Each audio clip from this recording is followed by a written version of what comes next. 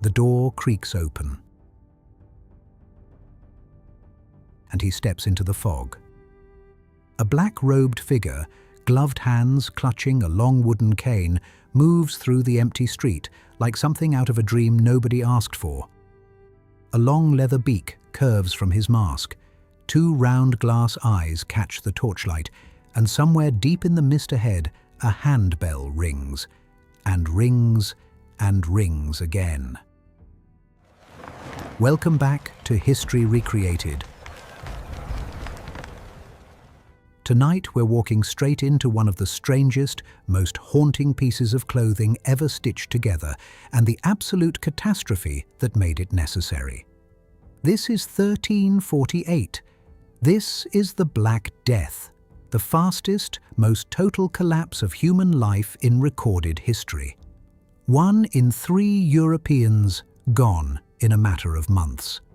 And the men who walked into the very worst of it, wearing that iconic beaked mask, were fighting something they could not see, could not name, and could not possibly defeat with the tools they had in their hands.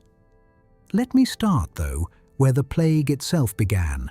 Not in Europe at all, but far, far to the east. By the 1330s, something terrible was stirring across Central Asia. The bacterium we now call Yersinia pestis, though no person in the medieval world had the faintest concept of a bacterium, had long lived quietly among the rodent populations of the Eurasian steppe. What changed in this particular decade is still genuinely debated by historians. A shift in climate, overcrowding among the rodent hosts, a run of severe droughts, something, whatever it was, disturbed an ancient and fragile balance, and the bacterium spilled into new hosts, new vectors, new corners of the world. It travelled the Silk Road westward in the bodies of traders, in the fur of rats hidden in the holds of ships, and in the bite of the fleas that lived on those rats.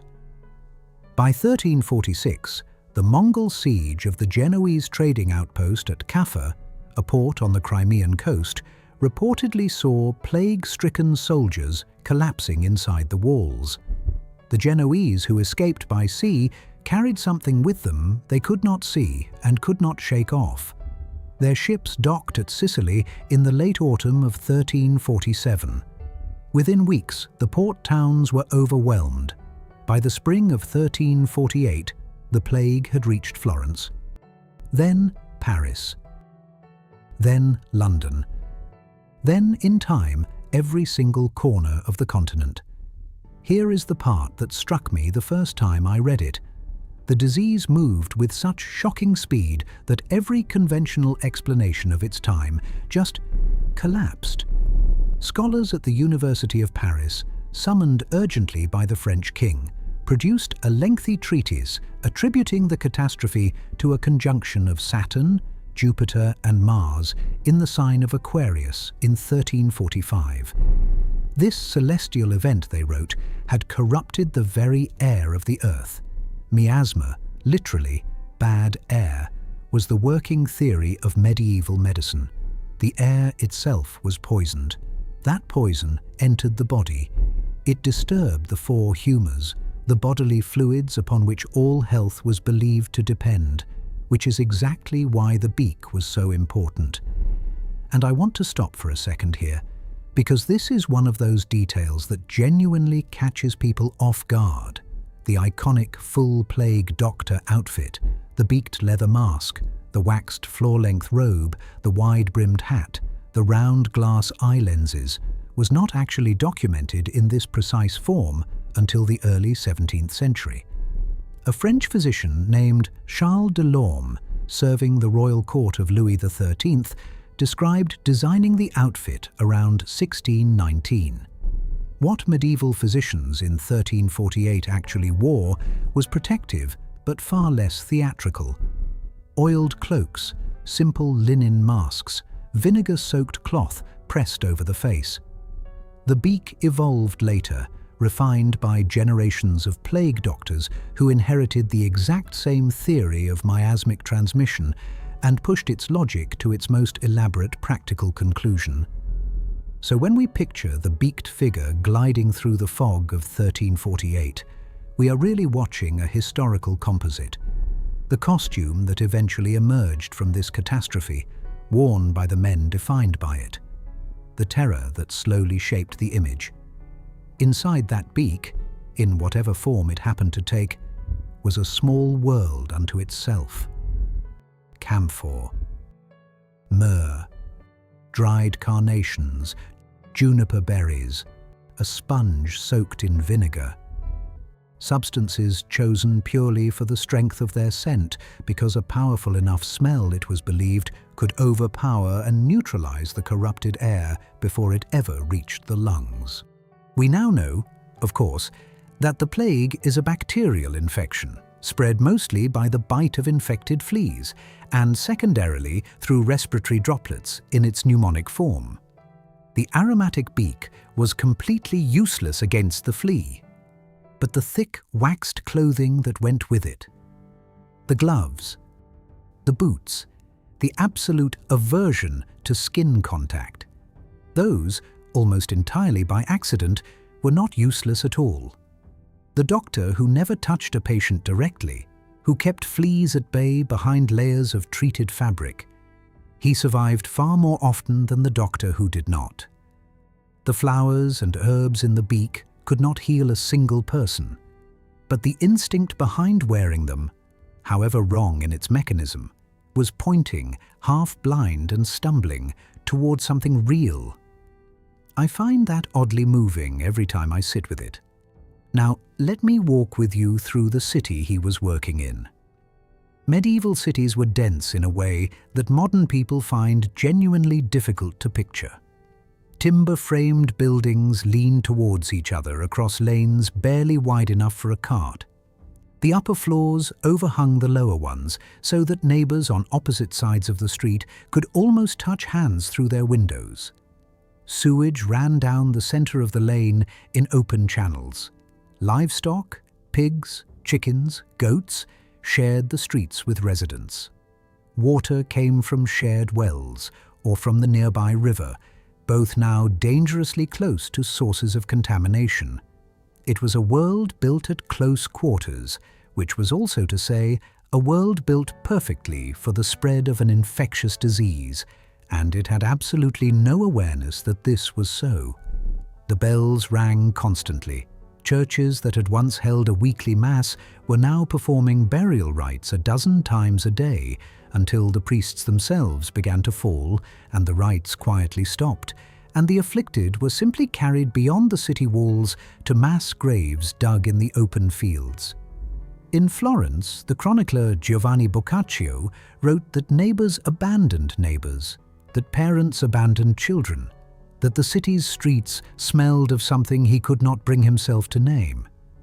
He wrote the Decameron in the very shadow of this disaster. 10 imaginary narrators sheltering together in a villa outside the afflicted city, telling 100 stories to keep the darkness a little further away.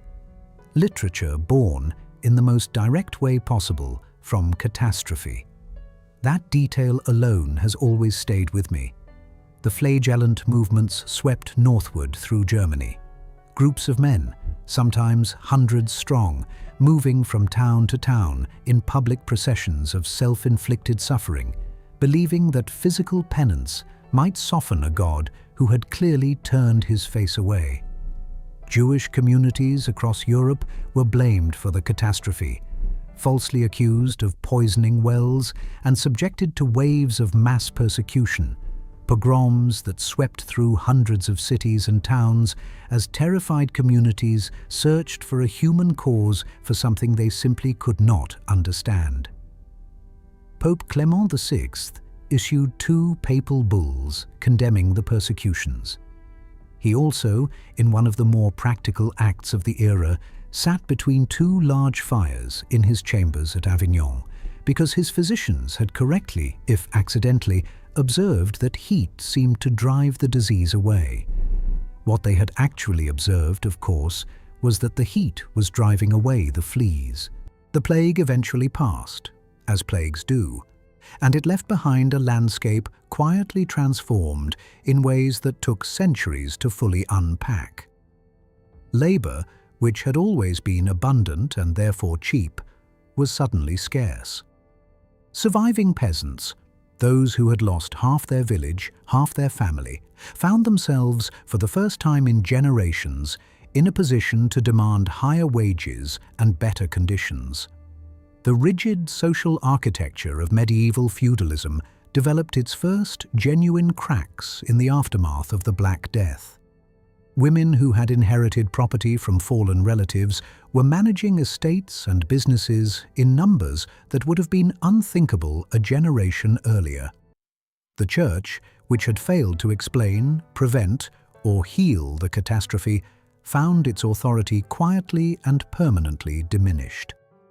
And the Renaissance, that extraordinary explosion of human inquiry and art that would soon reshape European civilization, was already beginning to grow in the ashes of what had been lost.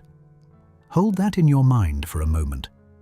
The worst century in European history gave rise to the most beautiful one. Our Beak-masked figure, somewhere in the fog of the plague year, reaches the house he has been summoned to. He knocks with the handle of his cane. He waits. Behind those two round glass eyes is a man, hired at 4 times the ordinary physician's rate, because no one else would take the contract, who knows perfectly well that what waits on the other side of that door may take him too. Of the 18 doctors registered in Venice in 1348, 5 would not return. Another 12 would vanish, fled or lost in places no one ever wrote down. He goes in anyway. That really is the whole of his office, to go in anyway.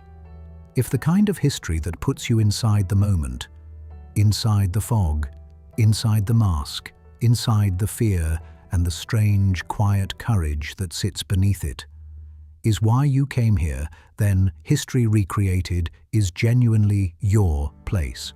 Hit that subscribe button so the next story finds you on its own.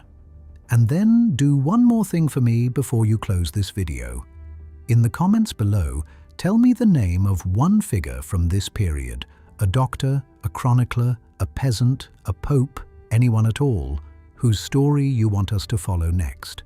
I read every single one, and one of those names is going to become an episode.